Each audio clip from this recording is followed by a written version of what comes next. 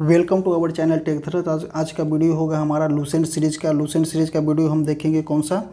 पहले हम देख चुके थे, कहाँ तक देख चुके थे, हम देख चुके थे चेदी राजवंश कलिंग तक देख चुके थे, जो कि अशोक के मृत्यु के उपरांत संभवतः प्रथम शताब्दी ईस्वी में कलिंग में चेदी राजवंश का उदय हुआ था। अब उसके बाद हम देखेंगे भारत में यवन राज का हम देखेंगे क्रम। भारत पर आक्रमण करने वाले विदेशी आक्रमणकारियों का क्रम देखेंगे कौन कौन से हैं।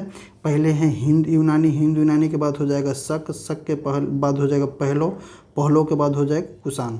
ये वाले क्रम जो है हिंद यूनानी के जो आक्रमण का क्रम है, एग्जाम में देते रहता है। आप इसको ध्यान से नोट कीजिएगा और दिमाग में अच्छा से बैठाइएगा इसको कि क्या बोल रहा है ये वाला। हिंद यूनानी के बाद हो हिंद यूनानी शक पहलो कुषाण। हिंद यूनानी शक पहलो कुषाण। आप इस तरह से 3 से 4 बार बोलिए, इसको आपको याद हो जाएगा। सेलुकस के द्वारा स्थापित पश्चिम तथा मध्य एशिया के विशाल साम्राज्य को इसके उत्तराधिकारी एंटियोकस प्रथम के अनुछन बनाए हुए एंटियोकस II के शासन में विद्रोह के फलस्वरूप उनके अनेक प्रांत स्वतंत्र हो गए। बैक्ट्रिया, ये देखिए एक क्वेश्चन जो है ये वाले लाइन से क्वेश्चन बनता है। बैक्ट्रिया के विद्रोह का नेतृत्व डियोडोटस प्रथम ने किया था। बैक्ट्रिया पर डियोडोटस प्रथम के साथ इन राजाओं ने क्रमशः शासन किए थे। कौन कौन से राजा होंगे? डियोडोटस II, यूथिडेमस, डेमीट्रियस, मिनिनांडर, जो कि इसमें विख्यात कौन से हुए? मिनिनांडर विख्यात हुए। यूक्रेटाइम, एंटीआल्किडस, हार्मिक्स। थोड़ा सा नाम टफ है, लेकिन आपको अगर कुछ इसमें नाम को याद करना जरूरी है। जैसे ये वाला हो गया बैक्ट्रिया के विद्रोह का नेतृत्व किसने किया था? डियोडोटस प्रथम ने किया था। मिनिनांडर हो गया। ये सब थोड़ा सा देखने को मिलता है एग्जाम में। भारत पर सबसे पहले आक्रमण बैक्ट्रिया के शासक डेमीट्रियस ने किया था। ये लाइन इससे डायरेक्ट क्वेश्चन देखने को मिलता है। इसने 190 ईसा पूर्व में भारत पर आक्रमण कर अफगानिस्तान, पाकिस्तान, सिंध के बड़े भाग पर अधिकार कर लिया। इसने साकल को राजधानी बनाया। इसे ही हिंद यूनानी या बैक्ट्रियाई यूनानी कहा जाता है। हिंद यूनानी या बैक्ट्रियाई यूनानी किसे बोला जाता है? तो डेमीट्रियस को बोला जाता है। आप इसमें अगर एग्जाम में क्वेश्चन देगा कि हिंद यूनानी या बैक्ट्रियाई यूनानी किसे बोला जाता है, तो आप इसे भी बोल सकते हैं, डेमीट्रियस को बोल सकते हैं, या इसको 2 नाम भी बोल सकते हैं, हिंद यूनानी या बैक्ट्रियाई यूनानी भी बोल सकते हैं। अब हिंद यूनानी शासक में सबसे अधिक विख्यात कौन थे?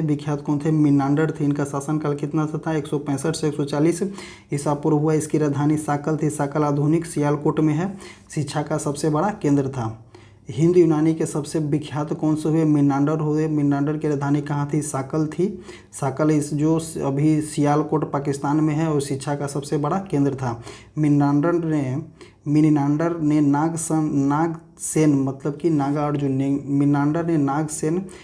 अर्जुन से बौद्ध धर्म की दीक्षा लिए था। मिनिनांडर के प्रश्न एवं नागसेन द्वारा दिए गए उत्तर एक पुस्तक के रूप में संग्रहित है, जिसका नाम मिलिंद पन्हु अर्थात मिलिंद के प्रश्न या मिलिंद प्रश्न है।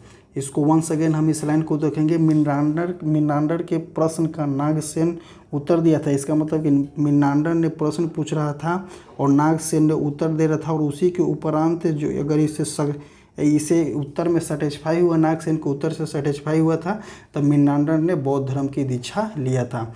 इन्हें किस बुक में संग्रहित किया गया है? तब मिलिंद पन्हु या मिलिंद प्रश्न से। नेक्स्ट लाइन देखेंगे क्या बोलता है।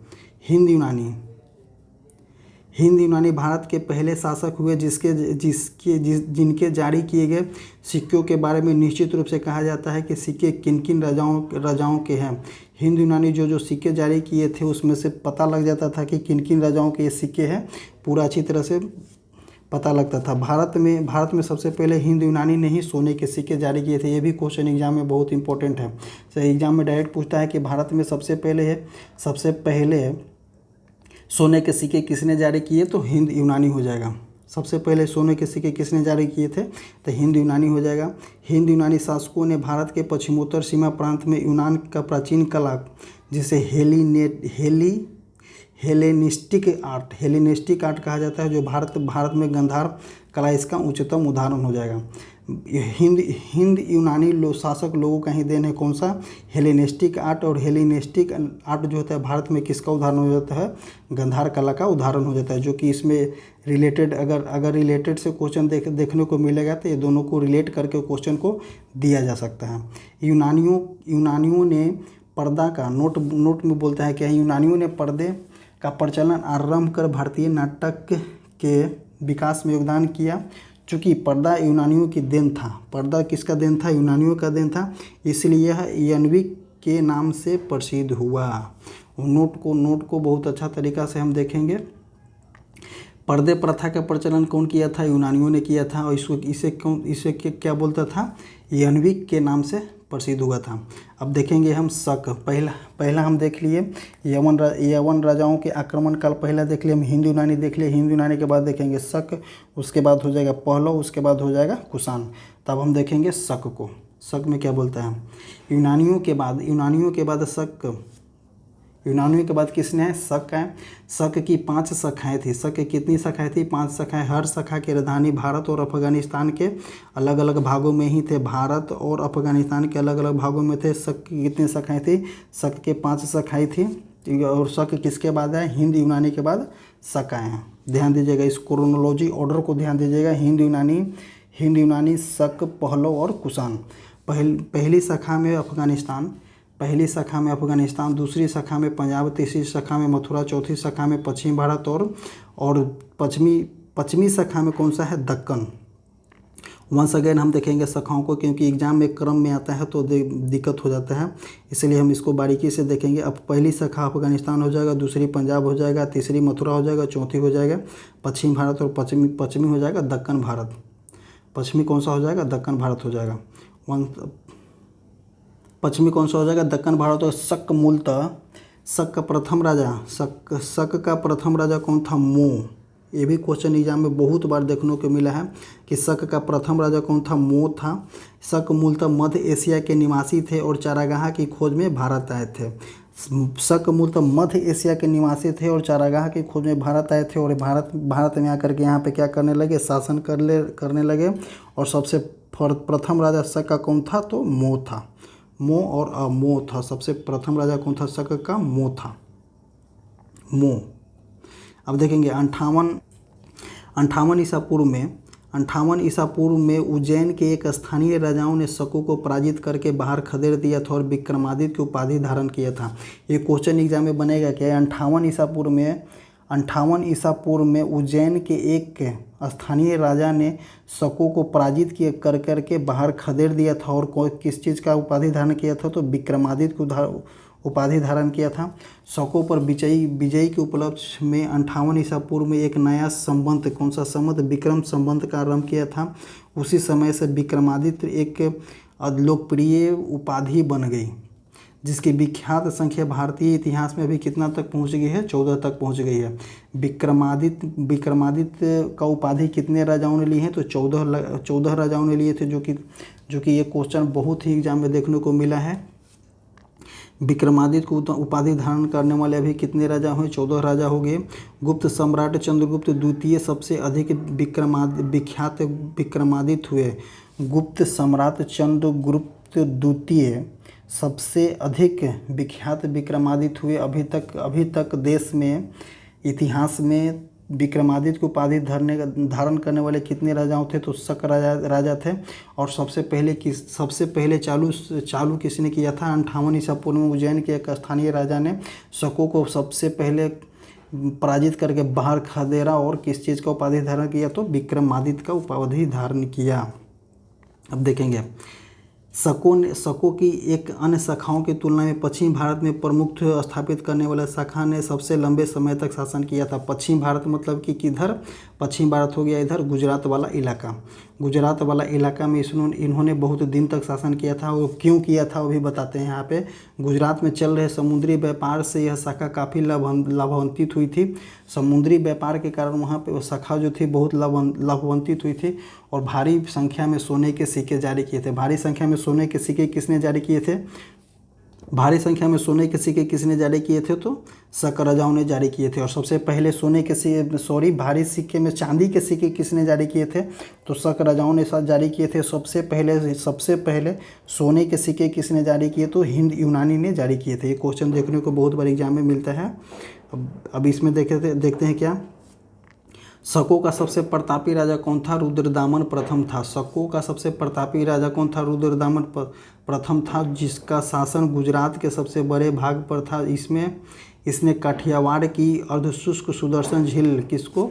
अर्धशुष्क सुदर्शन झील मौर्यों द्वारा निर्मित का जीर्णोद्धार किया था। रुद्रदामन संस्कृत का सबसे बड़ा प्रेमी था।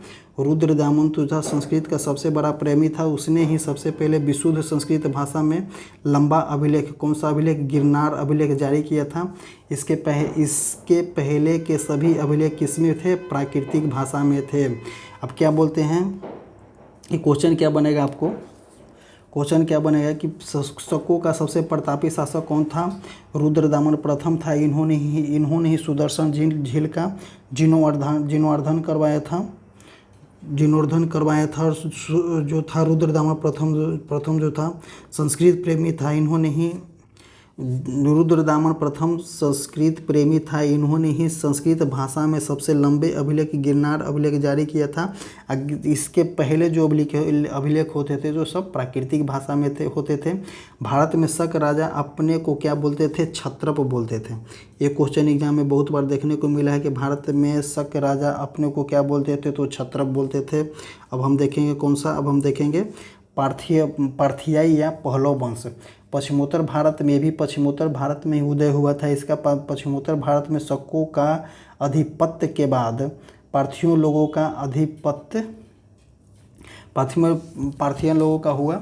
सबसे प्रसिद्ध पार्थियन लोग कौन था? गोंडो। सबसे पहले पार्थियन राजा कौन हुए थे? गोंडोफर्निस। सबसे पहले पार्थियन राजा किसने हुए थे? गोंडोफर्निस थे। इसी के शासनकाल में सेंट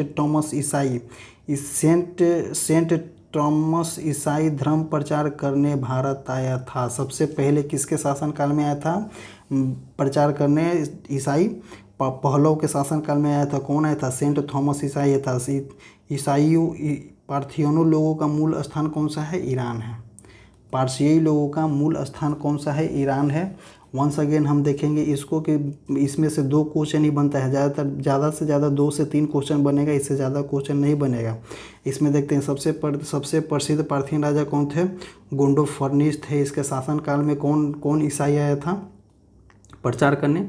सेंट थॉमस ईसाई आया था प्रचार करने। अब पार्थियन लोगों का मूल स्थान क्या था? ईरान था। इससे ज़्यादा इससे क्वेश्चन बनने वाला नहीं है। अब हम देख लिए इसमें ही भारत में यवन राजाओं के आक्रमणकारियों को देख लिए कौन कौन से। पहला हम देख लिए हिंद यूनानी देख लिए। हिंद यूनानी के बाद देख लिए कौन सा? शक को देख लिए। अब कितने? पार्थियन को देख लिया। अब हम उसके बाद देखेंगे कुषाण को देखेंगे। तो कुषाण को थोड़ा लंबा हो जाएगा तो नेक्स्ट वीडियो में हम कवर करेंगे उसको। इसके लिए लूसेंट सीरीज़ के लिए अब लूसेंट सीरीज़ को डेली चालू कर दिया जाएगा। डेली की डेली एक वीडियो आने वाली है लूसेंट सीरीज़ से। आप देखें और जुड़े रहें। हमारे टेलीग्राम चैनल जो कि कमेंट बॉक्स और टेलीग्राम बॉक्स में लिंक को पिन कर दिया रहता है। वहाँ रेगुलर वाइज में टेस्ट चलते रहता है। आप वहाँ पर जाइए, टेस्ट भी अटेंड कीजिए। इसके लिए thank you, bye bye, take care, धन्यवाद।